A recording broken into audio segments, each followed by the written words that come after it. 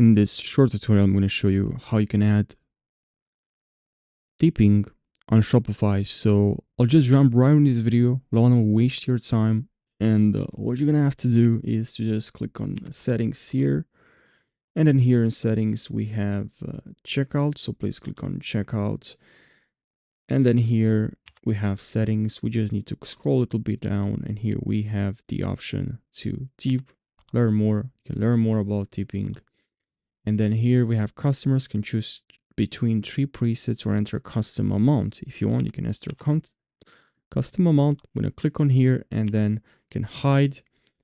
You can, the presets we have here, we can change this preset number 1, 890, whatever, and then click on save here. Save, and then if you go to checkout, and I'm going to refresh this, we should have this option here and none. Custom tip, they have custom tip, add tip 50%, show your okay. So it works, not an issue. I hope you found this helpful. If you did, please subscribe and like this video.